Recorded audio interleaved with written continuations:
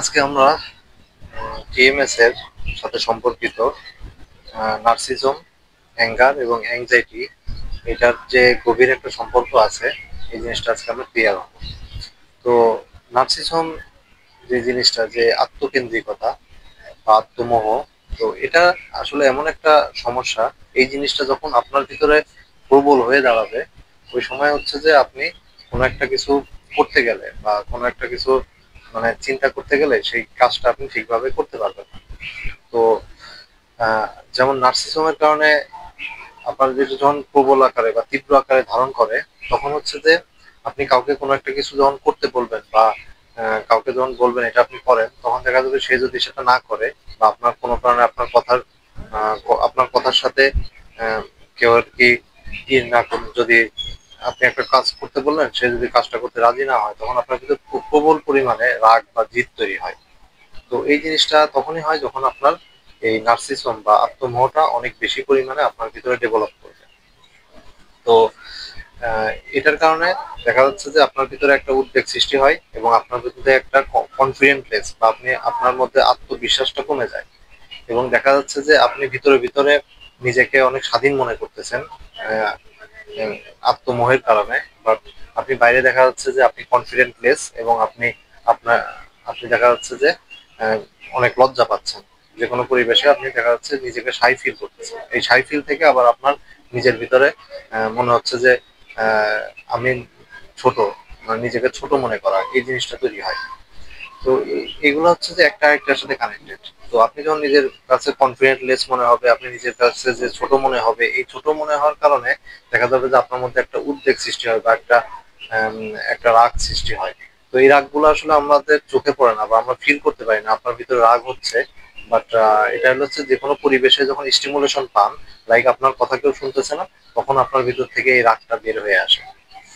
তো এটা হলো একটা অন্যতম কারণ। আরেকটা আরেকটা যে ব্যাপার, সেটা হচ্ছে যে মনে করেন আপনি কোনো একটা কাজ করতে যাচ্ছেন। এখন আপনি চিন্তা করতেছেন কাজটা আপনি সুন্দরভাবে করবেন, কিন্তু এখানে আহ, পরিবেশের বাধার কারণে আপনি কাজটা ঠিকভাবে করতে পারতেছেন না। লাইক আপনি একটা চিন্তা করলেন, আমি আজকে সকালে আমি ফজরের নামাজটা পড়বো, কিন্তু দেখা যাচ্ছে যে পরিবেশের কারণে বা আপনার নিজের অলসতার কারণে আপনি নামাজটা পড়তে পারবেন না। অথবা আপনি মনে করেন একটা বই পড়তেছেন, বই পড়ার সময় আপনার আশেপাশে আপনার যে মানুষরা আছে, তাদের কারণে আপনি বইটা কমপ্লিট করতে পারতেছেন না, বইটা পড়তে পারতেছেন না। তো এইগুলোর ফলে দেখা যাচ্ছে যে আপনি আপনার কাজটা কমপ্লিট না হওয়ার ফলে আপনার ভিতরে একটা রাগ বা উদ্বেগ সৃষ্টি হচ্ছে। তো এই রাগটা আপনি সাথে সাথে প্রকাশ করতে পারতেছেন না, প্রকাশ করতে না পারার ফলে তো তখন দেখা যাচ্ছে যে আমাদের মধ্যে রাগটা বা ক্ষোভের একটা স্তর তৈরি হয়। তো এই ক্ষোভের স্তরটা তৈরি হওয়ার ফলে আমরা কাজটাকে সঠিকভাবে সম্পূর্ণ করতে পারি না। তো এটা একটা অনেক বড় একটা সমস্যা। তো এখান থেকে যদি আমরা বের হয়ে আসতে চাই, তাহলে এই বিষয়টা আমাদের আরো গভীরভাবে জানতে হবে। তো এটা যদি আরেকটু ক্লিয়ার করি, মনে করেন হলো হচ্ছে আহ একজন মা, তার হচ্ছে তিনটা সন্তান আছে।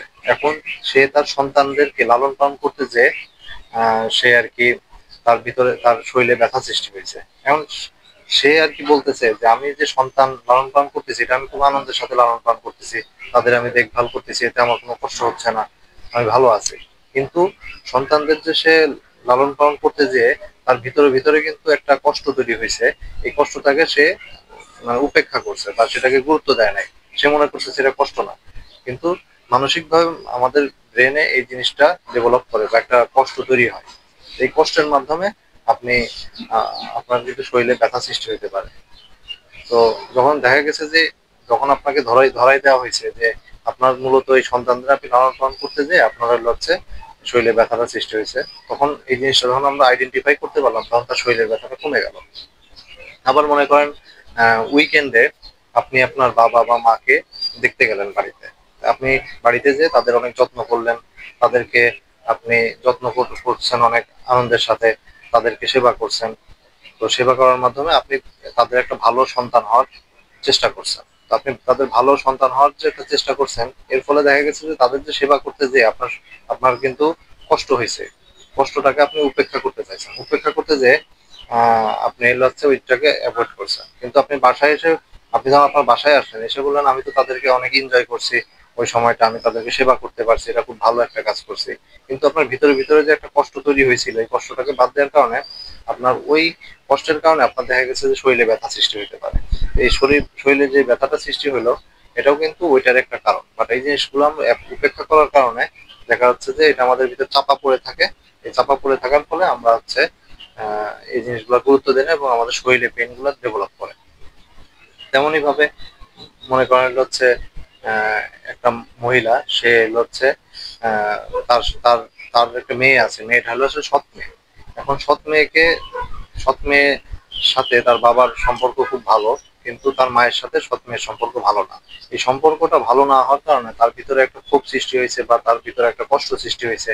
এই কষ্ট হয়েছে, বাট সে সেটাকে আহ অতটা গুরুত্ব দেয় নাই, কিন্তু পরবর্তীতে দেখা গেলো তার শরীরে প্রচুর পরিমাণে পেইন হয়েছে।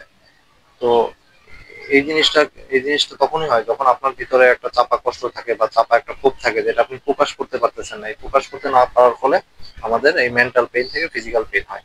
তার মানে হচ্ছে যে আমাদের যেই বিভিন্ন পরিবেশের কারণে এখানে দুইটা ফ্যাক্টর। একটা হচ্ছে যে আপনার নিজে আপনি স্বাধীন থাকতে চাচ্ছেন, বাট আপনি স্বাধীন থাকতে পারতেছেন না, এটা একটা ফ্যাক্টর। আরেকটা ফ্যাক্টর হচ্ছে যে আপনি পরিবেশের কারণে স্বাধীন থাকতে পারতেছেন না। পরিবেশ আপনাকে, আপনি একটা কাজ করতে যাচ্ছেন, আপনি আপনার চাপা কষ্টটাকে প্রকাশ করতে চাচ্ছেন, কিন্তু পরিবেশ সেটাকে প্রকাশ করতে দিচ্ছে না, পরিবেশ এটা এলাও করতেছে না।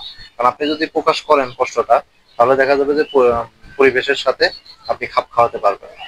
তো এই যে দুইটা ব্যাপার, মানে একটা হচ্ছে নিজের ইচ্ছাকে প্রকাশ করতে না পারা, আরেকটা হচ্ছে যে পরিবেশ আপনাকে প্রকাশ করতে দিচ্ছে না। এই দুইটার একটা কম্বিনেশনে আমাদের ভিতরে একটা চাপা কষ্টের একটা স্তর তৈরি হয়। এই স্তরটা যখন আস্তে আস্তে খারাপ পর্যায়ে চলে যায়, তখন দেখা যাচ্ছে যে এখান থেকে আমাদের একটা ভিতরে ভিতরে রাগ সৃষ্টি হয়। এই রাগ থেকে আমাদের হচ্ছে শরীরে মানসিক একটা পেইন তৈরি হয়, এবং এই পেইন থেকে আমাদের শরীরে ব্যথা সৃষ্টি হয়। তো এই জিনিসটা যদি আমরা বুঝতে পারি এবং আইডেন্টিফাই করতে পারি যে আমাদের শরীরে যে পেইনটা হচ্ছে, এটা হচ্ছে আমাদের ওই পূর্বের ঘটিত এনভায়রনমেন্টাল এবং আমাদের ইচ্ছার যে কষ্টটা, এটা আমরা প্রকাশ করতে পারতেছি না, এটার কারণ হচ্ছে, এটা যদি আমরা বুঝতে পারি তাহলে দেখা যাবে যে আমরা এটাকে খুব সহজে ম্যানেজ করতে পারবো। তো এইটাই আর কি। Thank you.